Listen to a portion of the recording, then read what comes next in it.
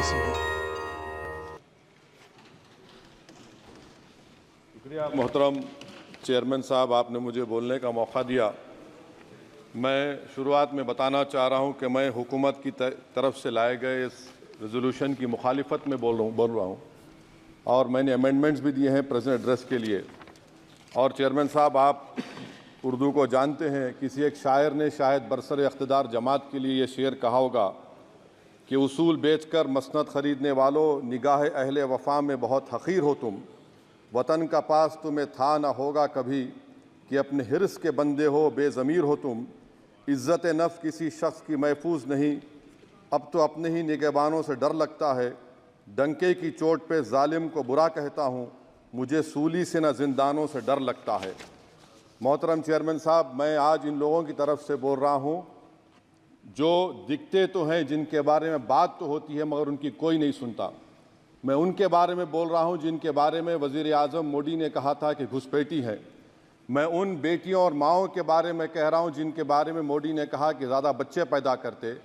मैं उन मासूम नौजवानों के बारे में कह रहा हूँ जिनको मॉब लिंचिंग के ज़रिए मारा जा रहा है। मैं उन बेज़ुबान माँ और बाप के बारे में बोल रहा हूँ जिनकी औलाद आज इस हुकूमत के गलत कानून के चक्कर में जेलों में सड़ रहे हैं।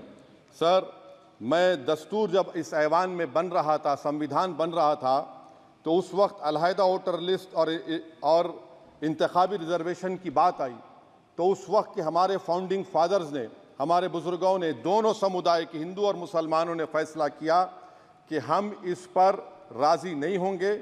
बल्कि उन्होंने क्या कहा था हमारे फाउंडिंग फादर्स ने, उन्होंने मुखालिफत की थी अलहदा वोटर लिस्ट की और इंतखाबी रिजर्वेशन की। उन्होंने कहा था, I quote sir, it is the duty of majority community to ensure that minorities are elected in the representative numbers. BJP मुसलमानों की नफरत पर जीतती है और मुसलमानों के नाम निहाद मसीहा मुसलमानों के 90% ज़्यादा वोट हासिल करते हैं, मगर फिर भी इस ऐवान के दरवाजे नहीं खुलते मुसलमानों के लिए, और सिर्फ 4% मुसलमान जीत कर आते हैं। सर, संविधान सिर्फ एक किताब नहीं है जिसे चूमा जाए, संविधान एक किताब नहीं है जिसे दिखाया जाए, संविधान एक सिंबल भी है, मगर संविधान एक हमारे बुजुर्गों के ख्वाबों की किताब है। हमारे जमहूरियत को हमारे बुजुर्गों ने इस तरह समझा, हमारे फाउंडिंग फादर्स ने इस तरह जमहूरियत को समझा कि इसमें हर समुदाय और मजहब और समाज के मानने वाले लोगों की राय को शामिल किया जाएगा इस मुल्क को चलाने के लिए, मगर इस ऐवान में सिर्फ 4% मुसलमान जीत कर आते हैं। मैं संविधान से जो मोहब्बत के दावे करते हैं उनसे कहूँगा कि कभी उठाकर पढ़ो कॉन्स्टिट्यूएंट असेंबली डिबेट्स में कि नेहरू ने, HC मुखर्जी ने, सरदार हुकुम सिंह ने माइनॉरिटीज़ के बारे में क्या कहा था। सर, वतन अजीज़ का मुस्तकबिल कैसा होगा जब बीजेपी मुझे गायब करना चाहती है और दीगर हिज़्ब इख्तिलाफ की पार्टियां के लिए मेरा वजूद सिर्फ वोट डालना और अपनी खबर में जाकर सो जाना है। इसीलिए आप देखते हैं कि समाजी इंसाफ है सर कि 4% मुसलमान जीत कर आते हैं। सर, इस ऐवान में OBC समाज के MP अब अपर कास्ट के MP के बराबर हो चुके हैं।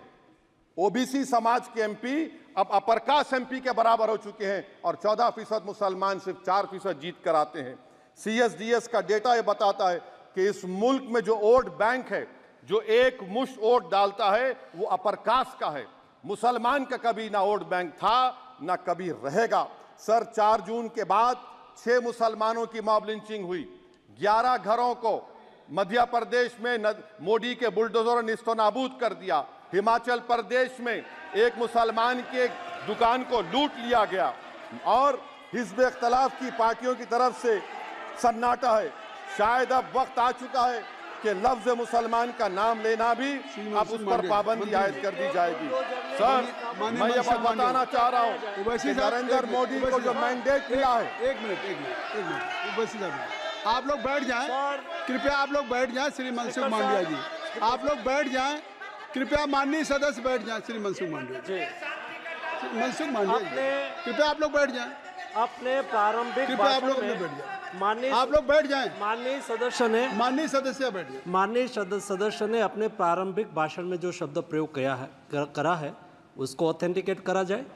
और अभी उन्होंने उल्लेख करा कि मोदी के बुलडोजर ने वहाँ मॉब लिंचिंग करा है उसको भी ऑथेंटिकेट करा जाए। निश्चित तौर से इसको ठीक है, ठीक है, ठीक है, ठीक है, ठीक है। उवैसी साहब जब भी कोई बात नहीं सर, आप चेयर पर बैठे हैं जी, इसलिए आप मंत्री जी को पेट में दर्द हुआ, माशाल्लाह, शुक्रिया उनका। नहीं, तो सर मैं ये बोल मंत्री की रहा था, जवाबदेही है अरे ये नहीं मंत्री इससे की बुरी बात क्या है? पेट में दर्द हो सकता है। वो दर्द ये सब ठीक अच्छा, नहीं। दर्द हुआ, चलिए दर्द हुआ, दिल का दर्द हुआ।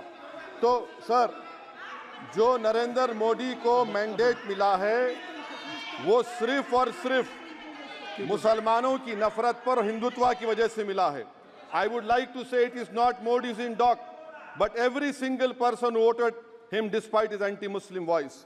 And I would like to tell the opposition parties, this is not a moral victory for you, this is a victory of majoritarianism. Everyone should contemplate and do introspection.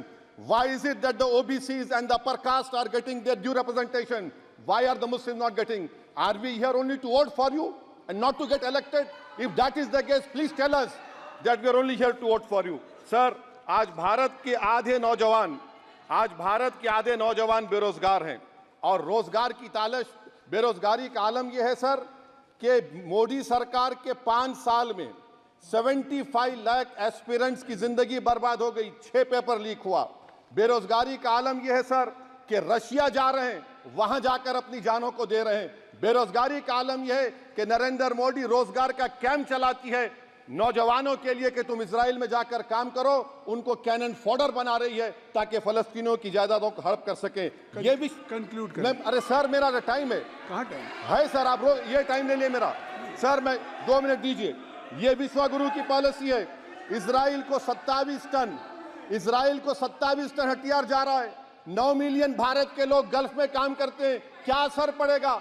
47,000 Israeli फलस्तीनी मार चुके हैं।